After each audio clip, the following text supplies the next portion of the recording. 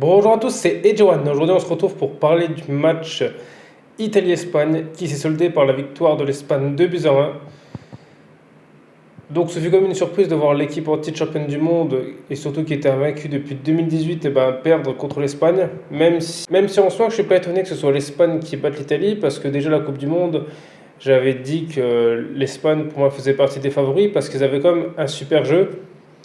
Et c'est là-dessus justement ils ont battu l'Italie, c'est dans le jeu. Donc on va dire qu'ils ont empêché l'Italie de tenir le ballon parce qu'en général l'Italie justement c'était une équipe qui avait une bonne tactique et qui tenait bien le ballon.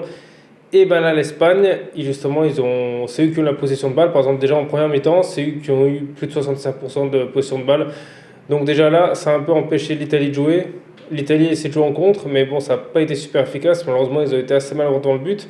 Le début de la première mi-temps était assez équilibré. C'est même l'Italie qui a eu la première frappe. Après, l'Espagne a répondu. Mais on va dire que c'est l'Espagne qui va ouvrir le score. L'Espagne, voilà, ils vont sur, sur une belle action collective. Voilà, ça va être un centre de la surface. Et puis, un joueur va la reprendre. Hop, poteau rentrant, un but. Donc voilà, c'était un but, on va dire, assez simple. Voilà, c'est le genre de but basique, mais qui est efficace. Et quand j'ai vu ça, je me suis dit ça va être compliqué pour l'Italie parce qu'ils concèdent le but, ils n'arrivent pas à avoir justement la position de balle. Alors ensuite, ils ont eu des occasions, voilà, ils ont eu des occasions d'égaliser, mais malheureusement, ils n'ont pas été à droite dans le but et c'est ça qui a fait la différence, je pense, dans ce match. C'est justement, même s'ils n'ont pas eu beaucoup d'occasions non plus, justement, ils ont été plus réalistes. Donc voilà, ça a fait partie des différences, c'était le réalisme, parce que je pense que si l'Italie ils avaient égalisé, peut-être le match aurait été différent. Et ensuite, l'Italie va se retrouver à 10 parce que Bonucci va se prendre un deuxième carton jaune. Alors pour moi, je trouve ça pas vraiment normal de se prendre deux cartons jaunes à ce niveau-là, même si on va dire que le deuxième jaune, il est discutable. Alors c'est sûr, quand on voit le duel dans les airs, on va dire que ça ne mérite pas comme un carton. Mais moi je pense qu'il a pris le deuxième carton jaune, en fait c'est pas vraiment pour le coup de coude qu'il a mis, c'est plus pour l'intention du geste, parce que quand il touche le joueur, après on voit qu'il met un petit coup de coude voilà, dans le vide, et je pense que c'était ça, parce que quand on voit ça, on se dit c'est qu'il cherchait justement à mettre comme un coup de coude à l'autre, parce que c'est qu'on saute pas comme ça, et c'est que Bonucci était comme énervé voilà, après le premier but. Donc c'est pour ça qu'il s'est pris un deuxième carton jaune, mais il a vraiment mis son équipe dans la difficulté parce que justement ils ont dû tenir une mi-temps complète à 10 et face à l'Espagne c'était compliqué. Après la deuxième mi-temps pour moi j'ai été un peu déçu de l'Italie parce qu'ils sont revenus en fin de deuxième mi-temps, mais même s'ils vont réussir à réduire le score, ils ont abdiqué, ils ont quasi rien fait. Je veux dire, qu'on prend de la 45e jusqu'à la presque 70e minute, il n'y a rien eu, c'était le néant. Et je trouve ça un peu dommage. Je veux dire, ils n'ont même pas trop tenté.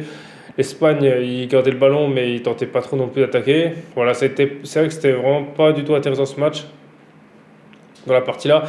Ensuite, ils vont réduire le score grâce à une petite erreur de l'Espagne. Voilà, un joueur qui va louper le ballon en contre, et puis l'Italie va réussir à faire un 2 contre 1 contre le gardien. Donc voilà, ça fait but. Et là, je pensais que l'Italie allait peut-être encore égaliser parce qu'ils ont quand même, après, ils se sont redonnés un peu à fond. Ils auraient pu égaliser, mais voilà, encore le réalisme n'a pas été bon.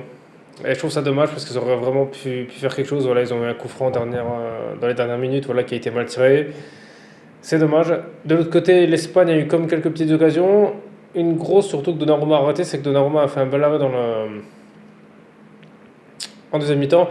Après, voilà, sur les deux buts, on va dire Donnarumma, pour moi, il n'est pas vraiment responsable parce que c'est compliqué de les arrêter. Donc, sinon, le seul arrêt qu'il a eu à faire, il l'a quand même fait. Donc, c'est pour ça, moi, cette défaite ne m'étonne pas vraiment que ce soit l'Espagne qui les batte, hein, parce qu'on va dire que c'était eux qui ont le meilleur niveau de jeu pour les battre dans le jeu, parce que pour battre l'Italie, il faut faire meilleur que dans le jeu, et après l'Espagne, je vois pas qui peut faire mieux qu'eux. Parce que le défaut de l'Italie, en fait, c'est qu'ils n'ont pas vraiment de joueurs qui va faire la différence tout seul. Ils n'ont pas vraiment une grosse individualité, par exemple comme un Messi, comme un Neymar, comme un Ronaldo. Voilà, ils n'ont pas un joueur qu'on sait qui va prendre le ballon et puis sur un coup de génie qui peut aller mettre un super but. Et donc c'est-à-dire que quand on n'a pas ça, eh ben, on joue sur le collectif, c'est ce qui font leur force, mais malheureusement si le collectif, la tactique ne marche pas, dans ce cas c'est vraiment compliqué de marquer. Donc c'est pour ça que l'Italie, il va falloir vraiment, je pense, qu'ils revoient un peu ce qui n'a pas été, qu'ils essayent un peu justement de relever leur niveau de jeu. Même si c'est vrai que dans ce match, j'ai trouvé qu'ils étaient quand même pas comme à la Coupe du Monde, parce que pendant la Coupe du Monde, ils ont quand même déjà été menés au score, ils ont eu deux matchs difficiles, et ils ont eu le mental, ils sont battus, ils ont revenu. Là, il n'y a rien eu. Là, en deuxième mi-temps, c'était, voilà, ils se sont laissés faire, même en première mi-temps, c'était pas extra. Le match était un peu fermé des deux côtés. Les deux équipes avaient du mal justement à aller vers le but de l'autre, mais bon, je pense qu'ils auraient eu moyen comme de faire mieux que ça. Donc voilà, après vous dites-moi dans les commentaires justement ce que vous avez pensé de ce match, hein, voilà ce que vous avez pensé du match de l'Italie, si vous trouvez que c'est l'Espagne vraiment qui les a battus tactiquement ou c'est l'Italie qui était vraiment pas dans un bon jour et puis en plus c'est réduit à 10, ça facilite pas les choses. Et sinon, merci à tous d'avoir regardé cette vidéo. C'était AJ1. On se retrouve très vite pour une prochaine vidéo.